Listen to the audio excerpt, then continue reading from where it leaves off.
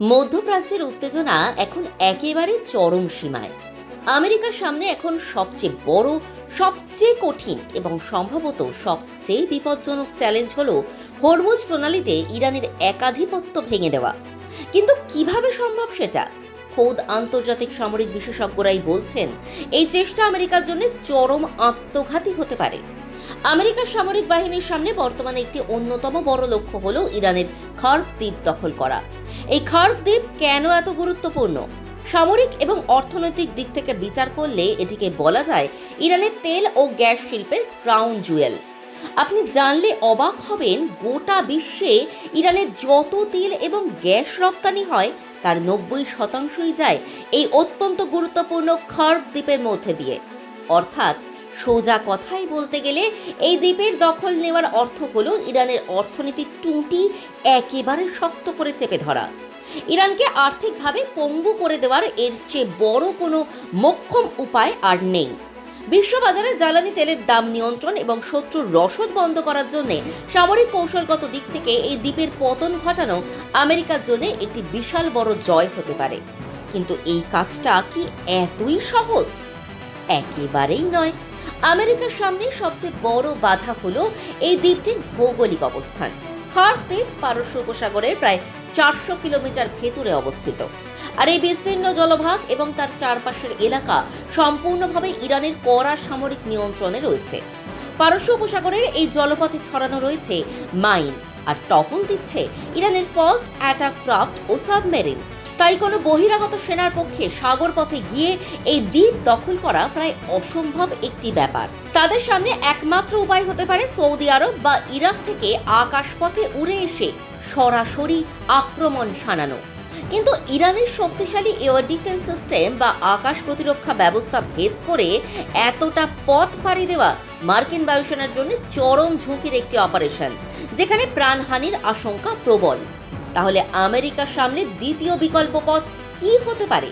তাদের marine force বা নৌসেনাদের সামনে আরেকটি অপশন হলো পারস্য উপসাগরের প্রবেশপথে অর্থাৎ হরমুজ প্রণালীর একেবারে মুখে থাকা ছোট ছোট দ্বীপগুলোর দখল নেওয়া।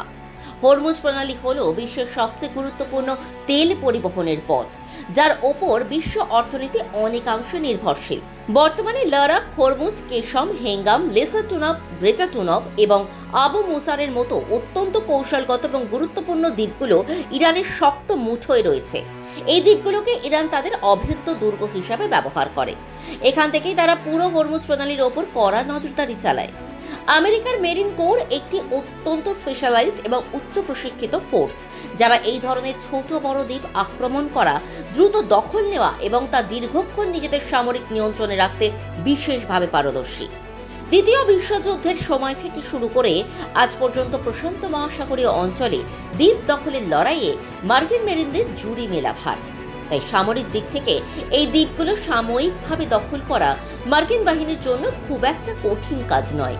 তারা চাইলেই তাদের সর্বশক্তি প্রয়োগ করে এই দ্বীপগুলোর দখল নিতে পারে এবং সেখানে নিজেদের সামরিক ঘাঁটি তৈরি করতে পারে।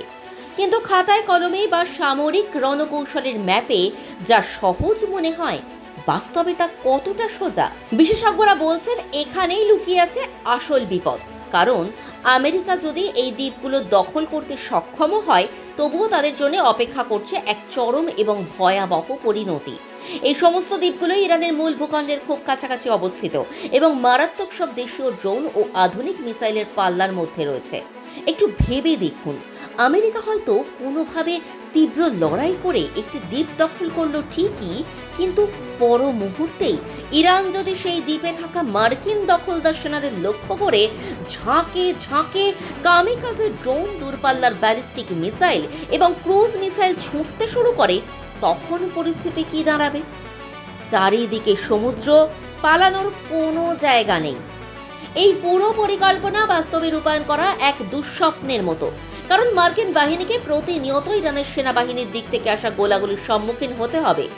ভুলে গেলে চলবে না, এই পুরো এলাকাটি ইরানের নিজস্ব ভূখণ্ড এবং তাদের হাতের তালুর মতো চেনা। আর সমুদ্র উপকূল বরাবর সুবিশাল পাহাড়ি গুহায়, মাটির নিচে গোপন বাংকারে এবং অত্যন্ত সুরক্ষিত সামরিক ঘাঁটিতে ইরান অতি সন্তর্পণে লুকিয়ে রেখেছে তাদের মরণাস্ত্রের বিশাল ভাণ্ডার। তাদের ভূগর্ভস্থ মিসাইল সিটি বা পাতাল শহরগুলো থেকে চোখের পলকে ধেয়ে আসতে পারে ধ্বংসের ঝড়। সেখান থেকেই তারা মার্কিন বাহিনীর ওপর আচমকা এবং বিধ্বংসী আক্রমণ চালাতে পারে যে কোনো মুহূর্তে, যার মোকাবিলা করা বিশ্বের যে কোনো উন্নত সেনাবাহিনীর জন্যই এক প্রকার অসম্ভব। তাই হরমুজ প্রণালীতে ইরানের দ্বীপ দখলের এই মার্কিন সামরিক পরিকল্পনা কাগজে কলমে যতই নিখুঁত বা দারুণ শোনাক না কেন, বাস্তবে এটি এক ভয়ঙ্কর এবং আত্মঘাতী ঝুঁকি। এই চরম উত্তেজনাকর এবং সংবেদনশীল পরিস্থিতিতে আমেরিকা কি সত্যিই ধ্বংসাত্মক সিদ্ধান্ত নেওয়ার সাহস দেখাবে, নাকি বিকল্প কোনো নিরাপদ কূটনৈতিক বা প্রক্সি যুদ্ধের পথের সন্ধান করবে? মধ্যপ্রাচ্যের ভবিষ্যৎ এখন ঠিক কোন দিকে মোড় নেয় এবং এই সংঘাত বিশ্ব অর্থনীতিকে কতটা খাদের কিনারে ঠেলে দেয়, পুরো বিশ্ব এখন সেদিকেই রুদ্ধশ্বাসে তাকিয়ে আছে।